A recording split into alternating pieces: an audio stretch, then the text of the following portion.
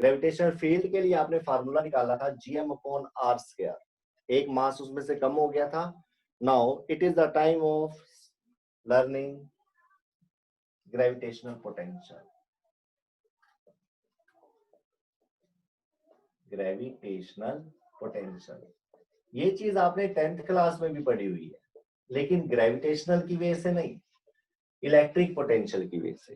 किससे? Electric potential की वजह से। और जो डेफिनेशन आपने, स्टेटमेंट आपने उसमें पढ़ी थी, इसमें भी तकरीबन वैसी ही स्टेटमेंट है, तो थोड़ा सा देखना उसको, सिमिलैरिटी कंपेयर करना उनके बीच में। Gravitational potential at a point in a gravitational field, gravitational potential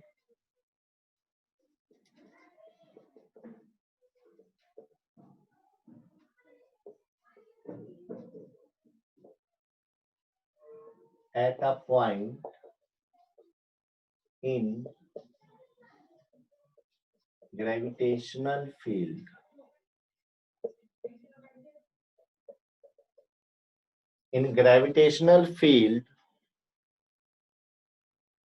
of a body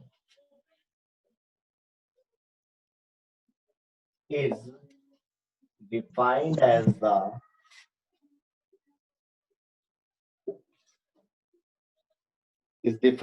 the amount of work done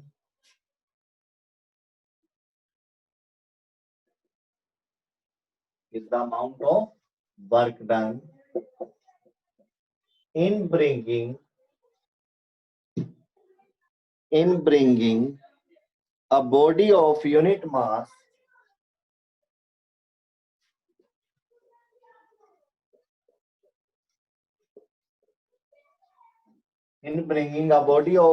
mass mass कितना? यूनिट 1 के इक्वल लेना आपने, from infinity to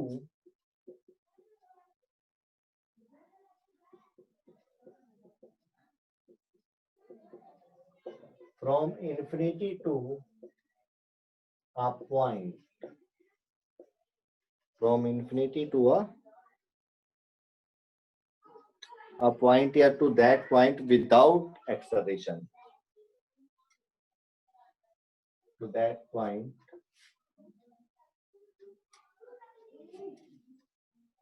without acceleration। Without acceleration का मतलब क्या है? यहाँ पर कोई एक्सटर्नल फोर्स नहीं लगानी है, ठीक है, बिना किसी एक्सटर्नल फोर्स के वो अपने आप ही ग्रेविटेशन फील्ड में एक बॉडी से दूसरी बॉडी में चले। ओके, तो यहाँ पर भी इलेक्ट्रिक पोटेंशियल आपने पढ़ा हुआ था कि एक चार्ज है, टेस्ट चार्ज है, उसको एक पॉइंट से दूसरे पॉइंट में ले जाने में जितना वर्क डन होगा। देखो, amount of work done in bringing a unit mass from infinity to that point, infinity से किसी पॉइंट के बीच। आया समझ में? डायग्राम से समझाए, फिर इसका एक्सप्रेशन भी करना है। ओके, तो ग्रेविटेशन पोटेंशियल को आप V से लिख सकते हो, VP से लिख सकते हो। वैसे तो जो आपको वर्ड मिलने वाला है +2 में इलेक्ट्रोस्टैटिक में, वो V मिलेगा, ठीक है। तो यहाँ पे भी आप V ले सकते हो, V ही ले लीजिए, क्योंकि आपने इलेक्ट्रिक फील्ड E लेते थे, तो यहाँ पे ग्रेविटेशनल फील्ड EG ले लिया था, है ना। स्मॉल g से ज्यादा बेटर, वैसे कैपिटल G रहने वाला है। फोर्स F, यहाँ पे भी आप FG लगाइए, ताकि आपको ये सारे फार्मूले साथ के साथ याद हो जाए। क्या फार्मूले थे ये? FG is equal to GMM/r², EG is equal to GM/r² and VP, ठीक है। ये क्या होगा? P की बजाय आप यहाँ पर G लगा दीजिए, ये होगा ग्रेविटेशनल पोटेंशियल। V को पोटेंशियल की तरह लेंगे, पोटेंशियल डिफरेंस में आपने पढ़ा था 10th क्लास में, सॉरी, कि आप V से इलेक्ट्रिक पोटेंशियल और पोटेंशियल डिफरेंस लेते हो। तो this Vg is equal to होगा amount of work done per unit mass, work done W/m0। इसके यूनिट निकालिए। यूनिट क्या होंगी? वर्क डन के जूल, मास के केजी, तो क्या हो जाएगा? जूल पर केजी। उसमें क्या होता था? वर्क अपॉन चार्ज, जूल पर सेकेंड, है ना। थोड़ा सिमिलैरिटी इलेक्ट्रिसिटी से जो 10th क्लास में पढ़ा था। और प्लस 2 में फिर दोबारा से आना है, तभी मैं आपको इसके ऊपर थोड़ा फोकस करने के लिए कह रहा हूँ कि आपको ये चीजें ध्यान से समझनी है। इसके बाद ये एक स्केलर क्वांटिटी होती है। कैसी क्वांटिटी होती है? मतलब इसका मैग्नीट्यूड तो होता है, वैल्यूज तो मिलेंगी आपको 10 वोल्ट, 20 वोल्ट, 50 वोल्ट, बट कोई डायरेक्शन नहीं होगी, पर्टिकुलर डायरेक्शन नहीं होगी इसकी। ठीक है। डायमेंशनल फार्मूला कैसे निकालोगे? डायमेंशनल फार्मूला कैसे निकालोगे इसका? आगे ही होंगे आप तो डायमेंशनल फार्मूले निकालने ग्रेविटेशन पोटेंशियल का। तो आप क्या करें, सबसे पहले फार्मूला लिखिए W/m0। उसके बाद वर्क की डायमेंशन क्या होती है वो पुट कर दीजिए, और ठीक है, फिर मास की क्या डायमेंशन होती है वो पुट कर दीजिए, सोल्व करिए, क्या आ जाएगी? मास की डायमेंशन m से m कैंसल, इसकी पावर भी 1 है, इसकी भी क्या आ जाएगी? Vg की dimension of Vg is equal to क्या आ जाएगा? L2, तो ऐसे आ जाएगी। चलो अब इसके लिए फॉर्मूला ड्राइव करते हैं, ग्रेविटेशन कांस्टेंट की टर्म में, मास की टर्म में और डिस्टेंस की टर्म में। Expression for gravitational potential in terms of gravitational constant, mass और डिस्टेंस, मास, डिस्टेंस और ग्रेविटेशन कांस्टेंट को लेकर डायग्राम बनाइए। एक्सप्रेशन, सबसे पहले एक बड़ी बॉडी बनाइए। ये लीजिए, कोई बॉडी ले ली आपने जिसका मास कितना है? Capital M।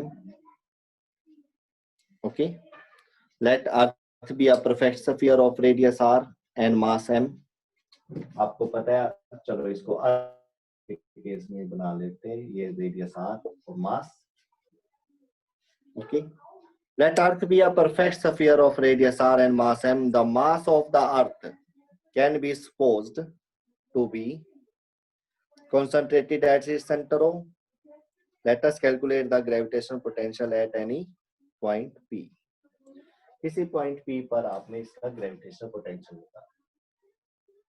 P पॉइंट पर सपोज आपने क्या रखा हुआ है? मास m0, टेस्ट मास। इसके ऊपर आपने क्या निकालना है? Vg की वैल्यू, ग्रेविटेशनल पोटेंशियल की वैल्यू इस P पॉइंट पर। दिख रहा है ना ये P पॉइंट, यहाँ पर कोई मास रखा हुआ, ये इसका सेंटर O है, रेडियस R है, और इसमें आपने इसको अर्थ कंसीडर किया है, और इसका सारा मास यहाँ पर है, ये सारा मास यहाँ पर है सेंटर पर। क्यों? सेंटर ऑफ मास में आपने पढ़ा कि एक परफेक्टली स्फेरिकल बॉडी का जो मास है वो कहाँ होता है? At the centre. ठीक है। उसके बाद join OP, take 2 points A and B on this line such as OA is equal to X और AB is equal to DX। यहां से यहां तक एक लाइन लगाइए, ठीक है, P पॉइंट तक। उसके बाद ये कहीं तक भी, देखो ये लाइन कहीं तक भी हो सकती थी, यहाँ पर आपने A पॉइंट ले लिया, यहाँ पर आपने B ले लिया। सपोज ये पूरा डिस्टेंस आपने X लिया था, तो ये थोड़ा सा पार्ट क्या हो जाएगा इसका? DX, ऐसे होगा। और देखा जाए तो R भी उन्हीं में से कुछ एक ही बात है, ठीक है, R भी उसमें से इन्हीं में से कोई एक बात। ये पूरा डिस्टेंस x, ये dx, ये r भी इसी लाइन पर ले सकते हो आप, ठीक है। ओके, चलो इस r को लेने की बजाय अगर मैं ये r ले लूं तो p पॉइंट का डिस्टेंस r है।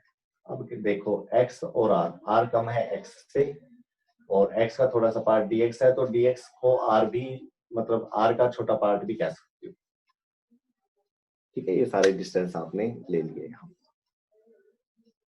तो सबसे पहली बात, दो बॉडीज हो चुकी है, एक बॉडी का मास कैपिटल M, एक बॉडी का मास स्मॉल m0 है ना ये। और इस m0 की वैल्यू क्या होगी? यूनिट टेस्ट मास होगा, m0 की वैल्यू क्या होगी? 1 होगी, नो डाउट। तो लिखिए the gravitational force of attraction on a body, the gravitational force of attraction, the gravitational force of attraction on a body of unit mass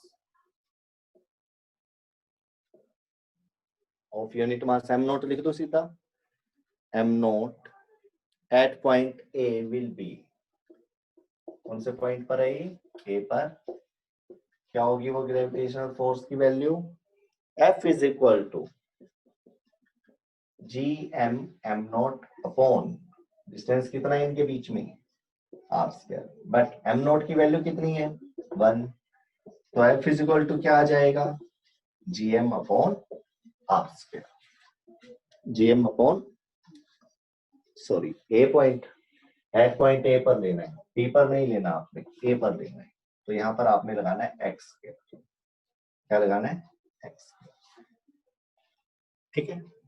उसके बाद small amount of work done in bringing a unit mass body without acceleration through a small distance A B, अगर आप इस मास को suppose ए point पर रखकर B पर लेकर आओ, यहाँ की कहानी करेंगे, पी पर बाद में निकालेंगे, एम नोट को ए से चलाकर यहाँ तक लिया तो वर्क डन कितना हो गया डब्ल्यू, डब्ल्यू भी कितना, पूरी लाइन पर तो नहीं निकाला, तो आप इसको बोलेंगे डी डब्ल्यू, तो small amount of work done कितना होगा, जब उस मास को ए पॉइंट से बी पॉइंट पर लेकर आओ तो क्या होगा, D W is equal to force कितनी लगेगी एफ जो ये ली है आपने, और डिस्टेंस कितना कवर करेगा dx, ए टू बी कितना डिस्टेंस है dx आपने लिया, ठीक है, एक्स का थोड़ा सा पार्ट,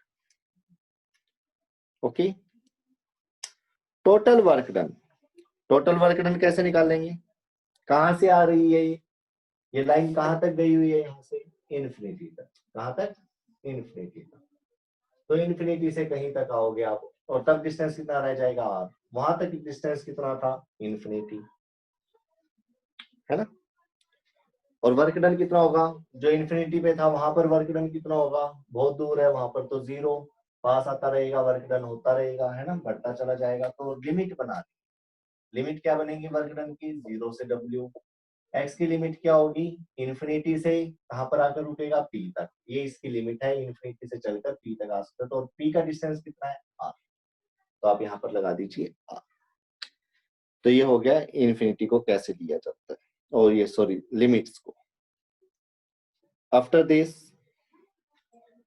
इंटीग्रेशन करिए इनका, टोटल वर्क डन निकालने के लिए लिमिट लगा दिया है, तो ये क्या आ जाएगा w माइनस 0, dw का w होता है, फिर आपने upper limit minus lower limit is equal to f का फार्मूला क्या निकाला था अभी, gm अपॉन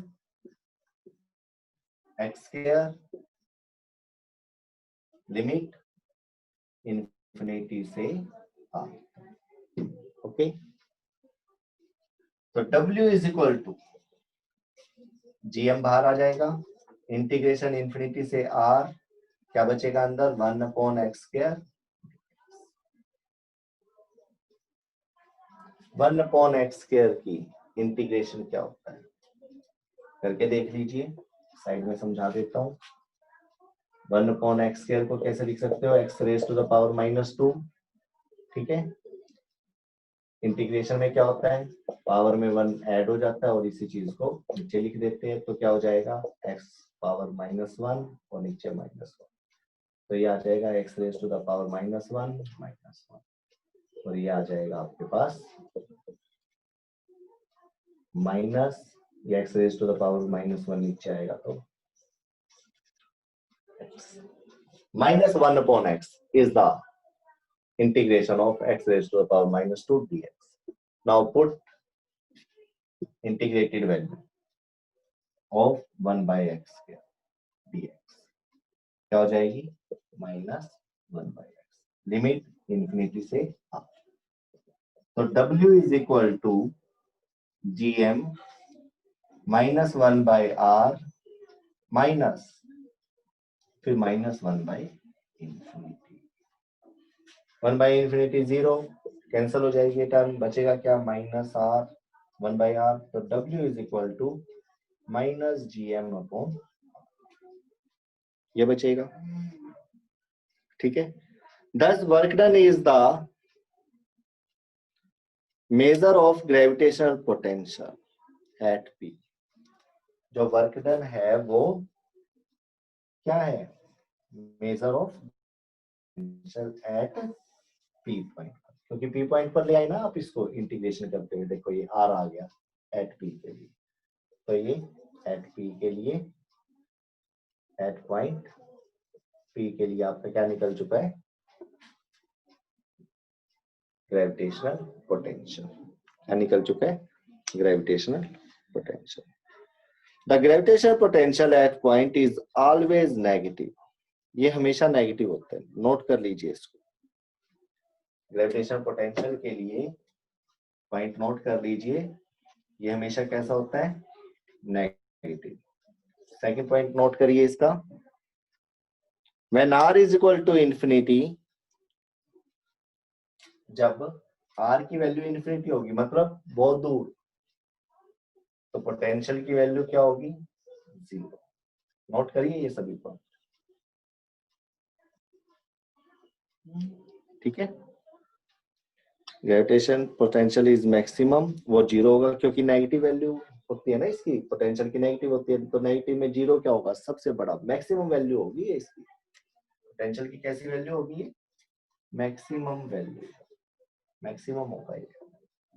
उसके बाद third point, at the surface of earth, at the surface of earth जो पोटेंशियल होगा, ग्रेविटेशनल पोटेंशियल, मैं P लिख रहा हूँ यहाँ पर, G लिखना था, वो क्या होगा, minus GM upon capital R। R क्या होगा यहाँ पर, रेडियस ऑफ अर्थ, क्या होगा, रेडियस ऑफ अर्थ। इसमें तो नो कंफ्यूजन, स्मॉल r की जगह पर क्या आ जाएगा, ये देखिए सरफेस पे आने पे क्या हो जाएगा, ये रेडियस का काम करेगा, ऐसा ना, तो r is equal to capital R। तो इतनी बातें आपको हमेशा पता होनी चाहिए, किसके लिए, ग्रेविटेशनल पोटेंशियल के लिए। ओके, चलो इसी के साथ मिलता जुलता टॉपिक है ग्रेविटेशनल पोटेंशियल एनर्जी, उसके बाद आप सैटेलाइट पर पहुंच जाएंगे, सैटेलाइट का पढ़ेंगे। और एक चीज और, अब मैं कुछ वीडियोस निकाल लूंगा किसी भी यूनिट को लेकर, हो सकती है वो इसे नेक्स्ट वाली या उससे नेक्स्ट वाली, तो एक आधा चैप्टर हमें वैसे पढ़ना पड़ सकता है, ठीक है, ऑफलाइन कह सकते हो उसको, ऑफलाइन तो नहीं, मतलब अभी तो आप लाइव पढ़ रहे हो, होगा ऑनलाइन।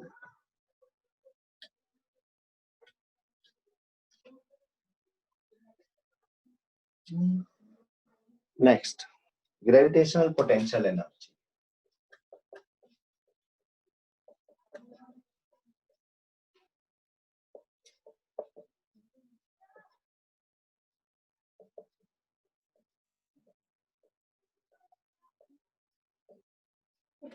ग्रेविटेशनल पोटेंशियल एनर्जी, इसको आप W से लिख लीजिए या U से लिख सकते हो, साथ में G लगा दो, क्योंकि वैसे तो देखो F फोर्स, E फील्ड के लिए, V पोटेंशियल के लिए और U पोटेंशियल एनर्जी के लिए लिया गया। ग्रेविटेशन है तो ग्रेविटेशन में यूज कर लो, इलेक्ट्रोस्टैटिक इलेक्ट्रिसिटी चल रहा है तो उसमें यूज कर लो, लेकिन अभी मैं इन सब के साथ कैपिटल G लगा के चल रहा हूँ। +2 में आपने कुछ नहीं लगाना, सिर्फ आप U से, V से, E से और G से आप इस चीज को समझेंगे, ठीक है। तो यहाँ पर ग्रेविटेशनल पोटेंशियल एनर्जी ये क्या होती है, स्टेटमेंट बोल रहा हूं, नोट करिए। Gravitational potential energy of a body at a given position is defined as the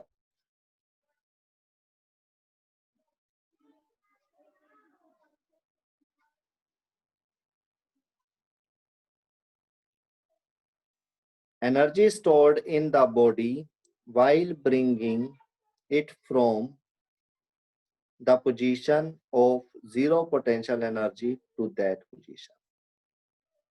क्या बोल रहा है वो, एनर्जी स्टोर कब, energy stored in the body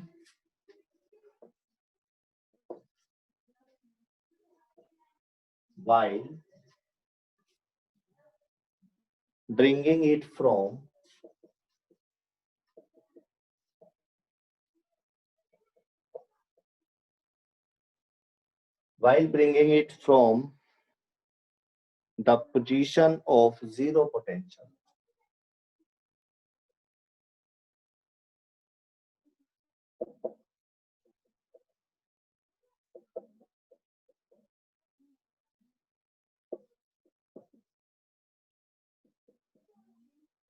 Zero potential energy to that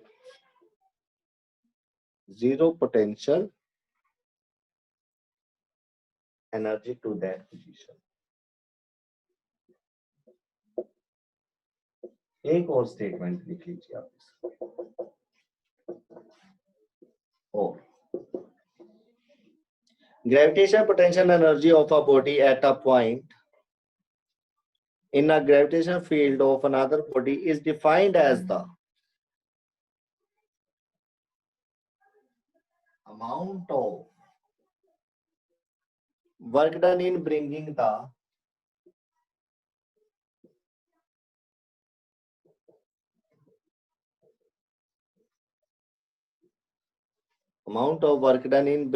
the given body from infinity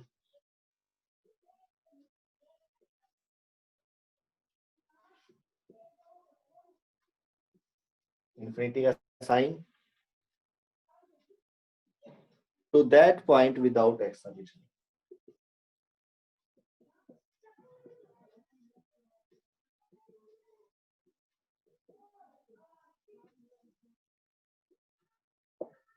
बिना acceleration, वही है बस इसमें क्या है कि यहाँ पर वर्क डन है, क्या है वर्क डन निकालना। ओके, तो करें इसको भी, सेम क्वेश्चन ही है, सेम सब कुछ है। चलो एक्सप्रेशन करते हैं, क्या करते हैं, एक्सप्रेशन। सेम एक्सप्रेशन है जैसे आपने अभी एक्सप्रेशन पढ़ा था ना, सेम है, सेम डायग्राम बनना उसमें भी। चलो F इज इक्वल टू क्या होगा, GMM upon x square, GMM upon x square. उसने एम नोट लिया था, एम नोट की वैल्यू 1 ली थी, इसमें अभी हम ऐसा कुछ नहीं कर रहे हैं। वर्क डन कितना लिया था, small amount of work done A से बी के लिए लिया था ना, क्या था वो, F dx, F into dx, यही था। F की वैल्यू पुट कर दीजिए यहाँ पर, GMM upon x square dw, ठीक है। इंटीग्रेशन कर दीजिए आप, इंटीग्रेशन का भी पता है आपको, dw का 0 से w होगा, x का इंफिनिटी से r तक होगा, इंफिनिटी से r तक होगा।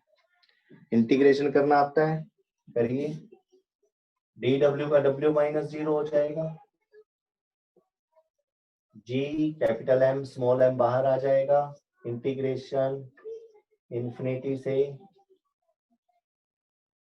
r और ये x के ऊपर जाकर यही बनेगा। सिर्फ इसमें एक m हम फालतू लेकर चल रहे हैं, ये ध्यान रखना, क्योंकि हमने इसमें यूनिट मास को नहीं लिया है ना।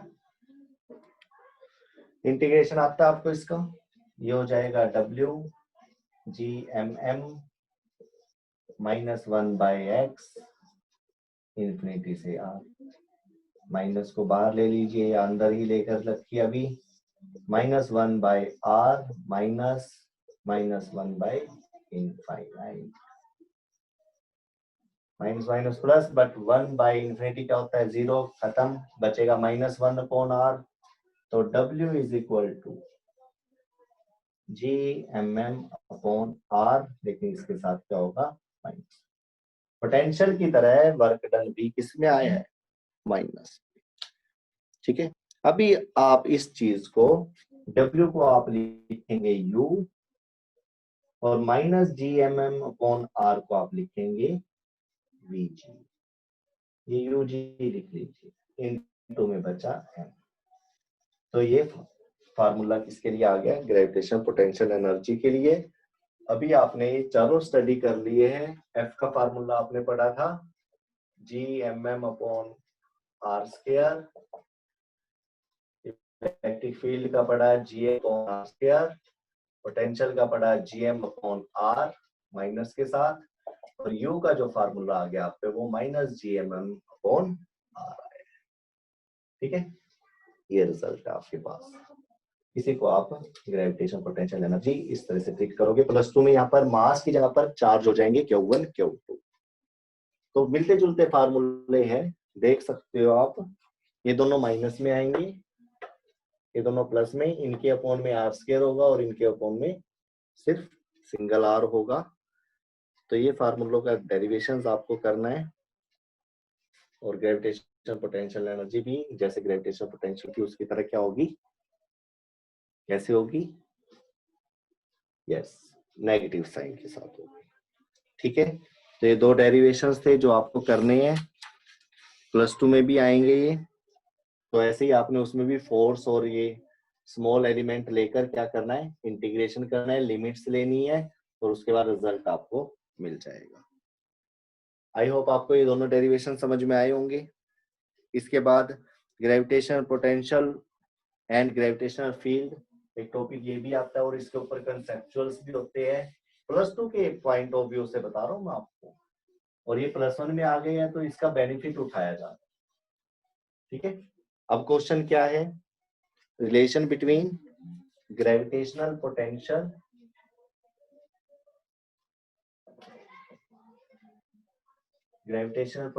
एंड ग्रेविटेशनल फील्ड, इनके बीच में रिलेशन ड्राइव करना है।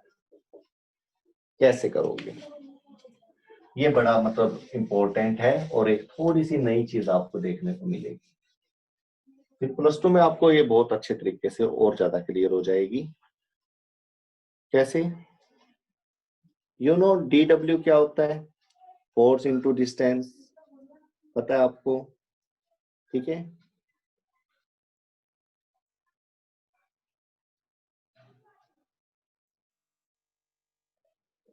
इसमें आप फार्मूला ले लीजिए, डायरेक्ट फार्मूला लिखिए। ग्रेविटेशनल फील्ड इंटेंसिटी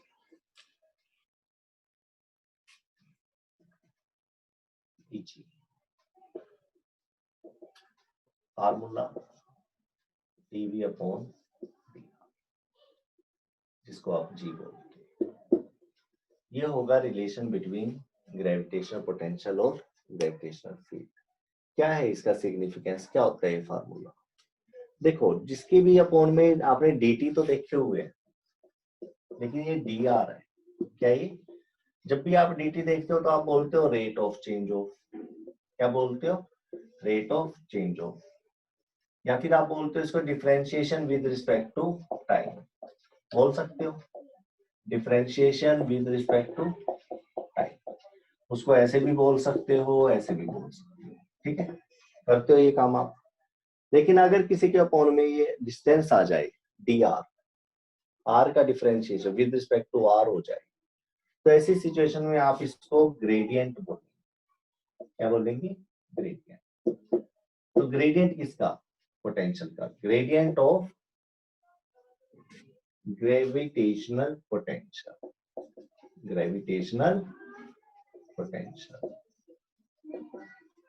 इसका मतलब क्या होगा? dV/dr, जो कि आप G के लिए। तो this is gradient of gravitational potential, ये पूरा। और ये किसके इक्वल है? Gravitational field.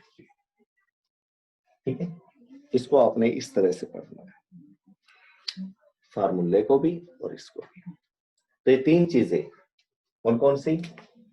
Gravitational potential energy, और थर्ड वन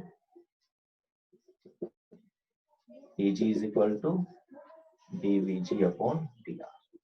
ये तीनों आपने क्या करनी है? ध्यान रखने, तीनों के आर्टिकल करने हैं। आज या कल में आपके पास इसकी PDF पहुंच जाएगी, नोट्स आप बना सकते हो। हाँ जी स्टूडेंट, दिसंबर में आपके एग्जाम होंगे